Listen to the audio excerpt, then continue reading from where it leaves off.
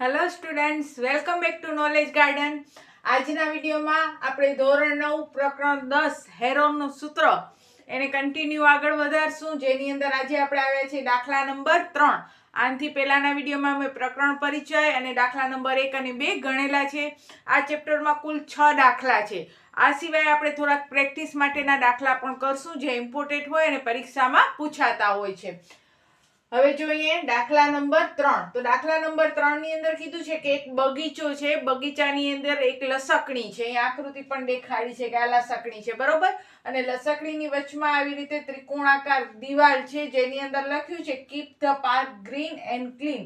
બગીચો છે એ લીલો અને સુંદર ચોખ્ખો રાખો. આપણે લસકણીથી કે બગીચામાં શું લખેલું છે એની દિવાલ ઉપર એનાથી મતલબ હોતું નથી. આપણે અહીંયા કને આ ત્રિકોણાકાર દિવાલનું ક્ષેત્રફળ શોધવાનું છે. આપણો મેઇન ટાર્ગેટ ઈ છે.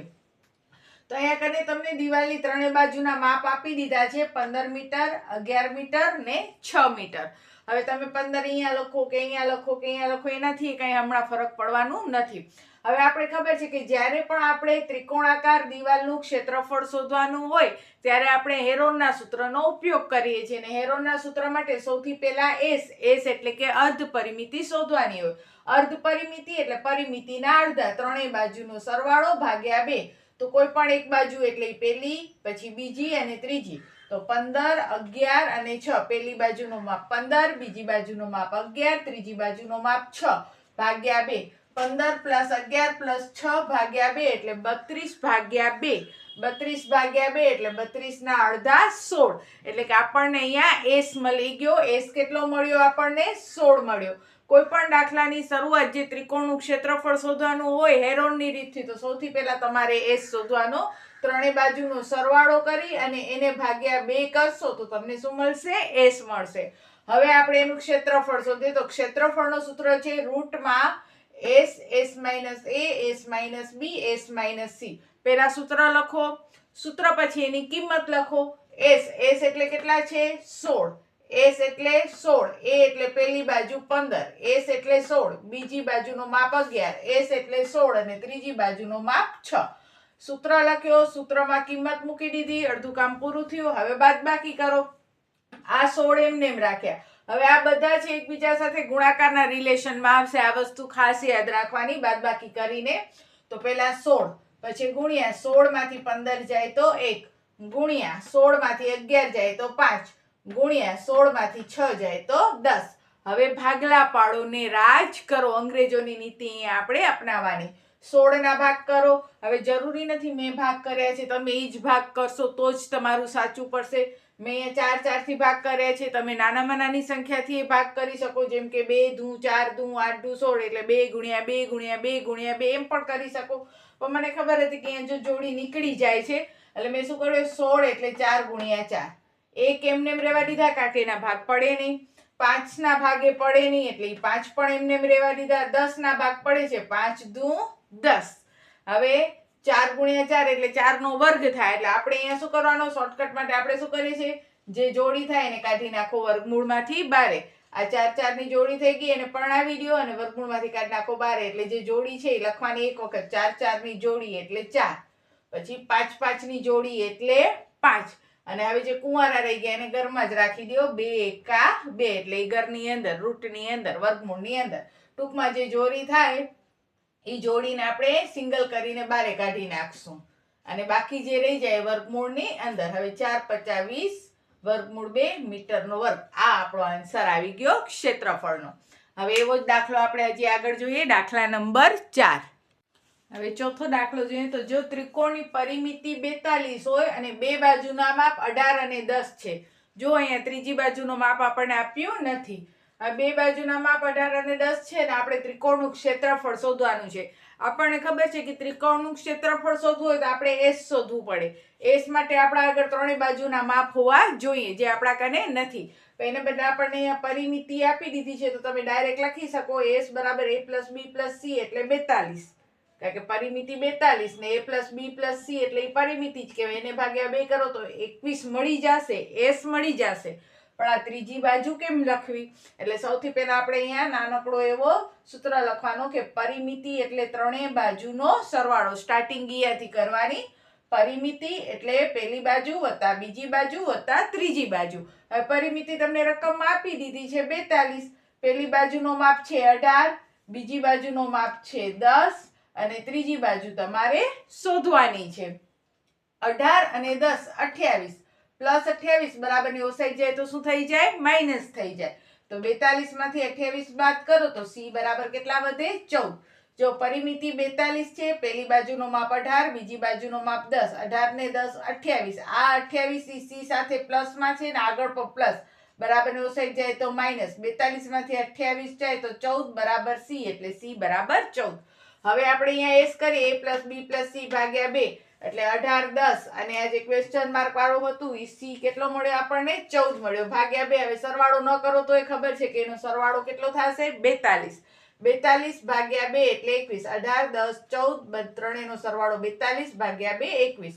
સૂત્રમાં કિંમત મૂકે s એટલે 21, s એટલે 21, a એટલે 18, s એટલે 21, b એટલે 10, s એટલે 21 ને c એટલે 14.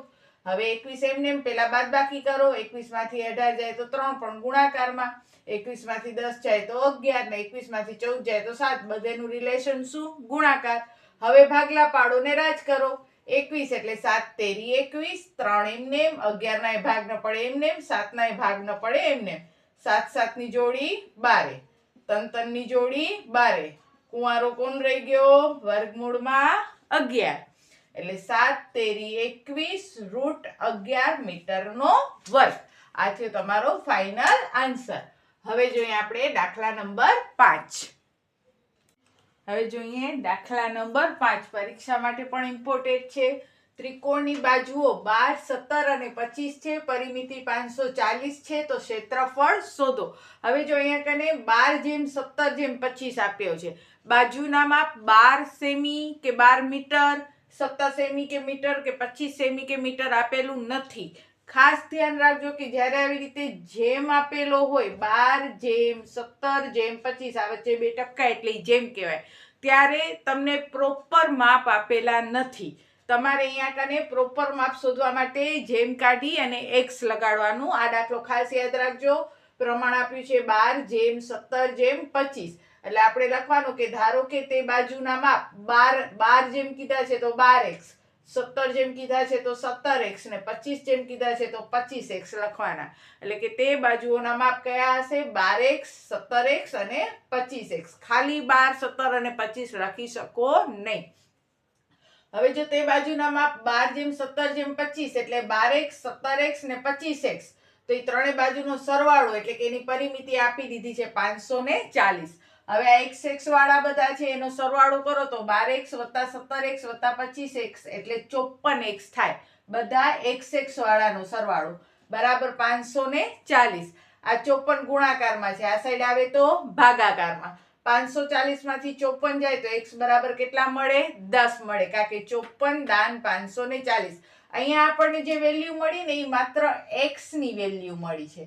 આપણે તો હજી બાજુઓના માપ શોધવાના બાકી જ છે કે કારણ કે બાજુઓના માપ આપણે શું ધાર્યા છે? 12x, 17x ને 25x. આપણને જે વેલ્યુ મળી શેની મળી? x ની. આવા દાખલામાં સૌથી પહેલા તમને x ની જ વેલ્યુ મળશે.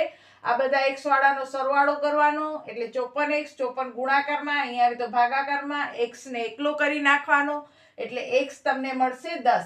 હવે પેલી બાજુ એટલે 12x, તો 12 ના 12 ને x ની જગ્યાએ 10 કરો. 12 અને x છે બંને એકબીજા સાથે ગુણાકારના સંબંધમાં છે તો 12 દાન 120. બીજી બાજુ b, એના માટે આપણે 17x ધાર્યા હતા તો 17 અને x ની જગ્યાએ કેટલા લખવાના? 10. તો 17 દાન 170. ત્રીજી બાજુ 25x એટલે 25 ગુણ્યા 10 એટલે 250. હવે ત્રણ બાજુના માપ કયા આવ્યા? 120, 170 અને 250. બરોબર? 12, 17 અને 25 નહીં પણ કેટલા આવ્યા ત્રણેય બાજુના માપ? 120, 170 અને 250. તો હવે s શોધીએ તો s એટલે a વત્તા b વત્તા c ભાગ્યા 2 એટલે 120 વત્તા 170 વત્તા 250 ભાગ્યા 2. તો જુઓ આનો સરવાળો 540 થઈ જશે એટલે આપણો દાખલો એટલે સુધી સાચો છે. 540 ભાગ્યા 2 કરો એટલે કેટલા આવે? 270. હવે સૂત્રમાં કિંમત મૂકીએ. પેલા સૂત્ર લખીએ s minus a s minus b અને s માઇનસ c આખું રૂટમાં. હવે s એટલે આવ્યા છે આપણા કને 270, s એટલે 270, a એટલે 120, s એટલે 270, b એટલે 170, s એટલે 270 ને c એટલે 250. આ 270 એમને એમ રાખ્યા. હવે 270 માંથી 120 જાય તો કેટલા વધે? 150. 270 માંથી 170 જાય તો 100 અને 270 માંથી 250 જાય તો 20. અને આ બધું એકબીજા સાથે આની બાદબાકી કરો તો જે જવાબ આવે આ બધી સાથે એકબીજા સાથે કયો રિલેશન હોય? ગુણાકારનો.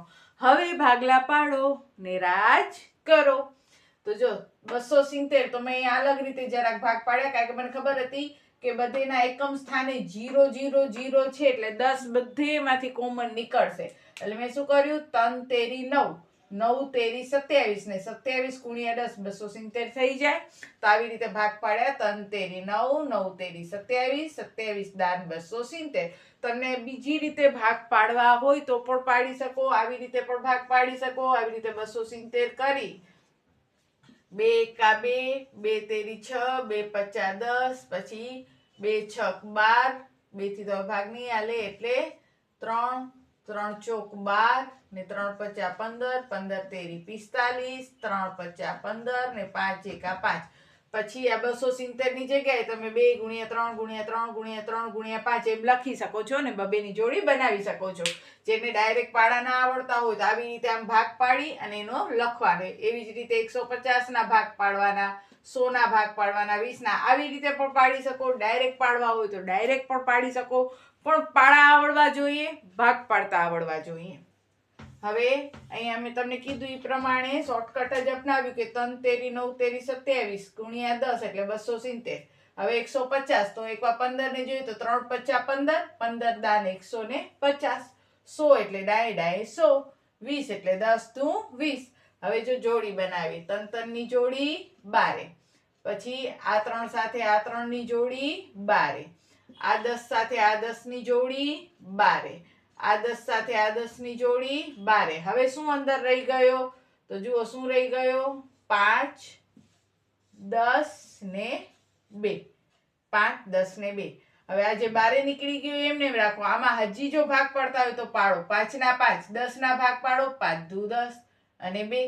વળી 5 5 ની જોડી પાછી 12, 2 2 ની જોડી પાછી 12, 3 તેરી 9, ડાય ડાય 100, 5 દુ 10, 9 ગુણ્યા 100 ગુણ્યા 10 એટલે 9000 મીટર વર્ગ. તમે ભાગ કોઈ પણ રીતે પાડી શકો. જો જે વિદ્યાર્થીને અઘરું લાગતું હોય ને તો એ 270 મેં જે અહીંયા ભાગ પાડ્યા હતા ને એવી રીતે આ બધાના ભાગ પાડે, પછી જોડી જોડી હોય એને બારે કાઢે તો એને વધારે સિમ્પલ પડશે. અને હવે આ ચેપ્ટરનો લાસ્ટ 6થો દાખલો કરી લઈએ. ત્યાર પછીના વિડીયોમાં આપણે થોડાક એવા દાખલા કે જે ચોપડીની અંદર નથી પણ અઢીકરણમાં ને એમાં હોય છે ને પરીક્ષામાં એ પૂછાય છે એવા થોડાક મોસ્ટ આઈએમપી દાખલાનો વિડીયો પણ બનાવશું. તો આજે અત્યારે આપણે દાખલા નંબર 6 પહેલા જોઈ લઈએ. તો હવે 6થો દાખલો, એક સમદ્વિભુજ ત્રિકોણની પરિમિતિ 30 છે. સમદ્વિભુજ ત્રિકોણ એટલે કે જેની બે બાજુ કેવી હોય? સરખી હોય. તો આ બે બાજુ આપણે કેવી કરશું? સરખી.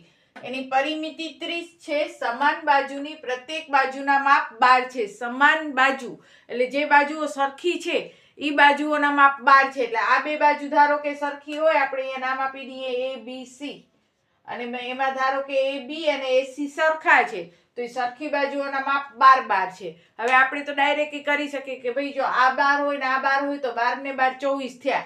પરિમિતિ 30 આપી છે તો 30 માંથી 24 બાદ કરી નાખો તો બાકીની બાજુ 6 હોય. આપણે કાયદેસર અહીંયા દેખાડવાનો દાખલામાં પરિમિતિ a વત્તા b વત્તા c ત્રણેય બાજુનો સરવાળો. પરિમિતિ 30 આપી દીધી છે. પહેલી બાજુનો માપ 12, બીજી બાજુનો માપ 12 અને ત્રીજી બાજુ આપણે શોધવાની છે. 12 ને 12 24. હવે વત્તા 24 બરાબર ને આ સાઈડ જાય તો -24 બરાબર c. એટલે c બરાબર 30 માંથી 24 જાય તો 6. હવે એ શોધીએ. a plus b plus c ભાગ્યા 2 એટલે 12 વત્તા 12 વત્તા 6 ભાગ્યા 2 એટલે 30 ભાગ્યા 2 એટલે કેટલા આવે? 15. આ બધેનો સરવાળો 30 ને અમે કહી દીધો છે સરવાળો 30 ભાગ્યા 2 એટલે 15. એટલે આપણને s અર્ધ પરિમિતિ મળી ગઈ. સૂત્રો ખાસ યાદ રાખવાના.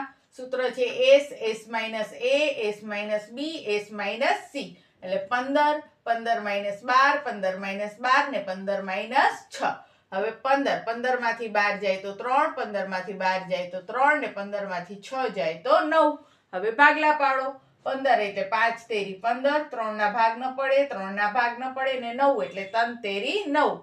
જોડી જોડી થાય ને કાઢી નાખો બારે. 3 3 ની એક જોડી, 3 3 ની આ બીજી જોડી. અંદર શું રહી ગયું? 5 તેરી 15. તો 3 તેરી 9 વર્ગમૂળમાં 15 મીટરનો વર્ગ. તો આ થયો આપણો છઠ્ઠો દાખલો કમ્પ્લીટ. એટલે કે અહીંયા કને પ્રકરણ 10 ચોપડી પ્રમાણે આપણો પૂરો કમ્પ્લીટ થઈ ગયો. પણ હજી 2-4 દાખલા એવા છે કે જે દઢીકરણમાં આપ્યા છે, એક્ઝામમાં પણ પૂછાય છે તમને. તો એવા દાખલાનો પણ હજી એક વિડીયો આપણે બનાવશું. ત્યારે આપણે કમ્પ્લીટલી આ ચેપ્ટર પૂરું થયું એવું કહી શકીએ. ને આના પછી આપણે શરૂ કરશું આંકડા શાસ્ત્ર. બહુ સરળ ચેપ્ટર છે અને એની અંદર વિભાગ ડી માંથી એના દાખલાઓ પૂછાતા હોય છે. તો બસ આજના વિડીયોમાં આટલું જ. તમારા જેટલા પણ સ્ટાન્ડર્ડ 9 ધોરણ 9ના વિદ્યાર્થીઓ છે એને આ વિડીયો શેર કરજો, જેથી કરીને વધુ ને વધુ વિદ્યાર્થીઓ છે એ ગણિતની આ શોર્ટકટ રીતનો લાભ લઈ શકે. તો બસ આજના વિડીયોમાં આટલું જ. ત્યાં સુધી બધાને જય હિન્દ, જય ભારત. સૌ ભણે, સૌ આગળ વધે. બાય.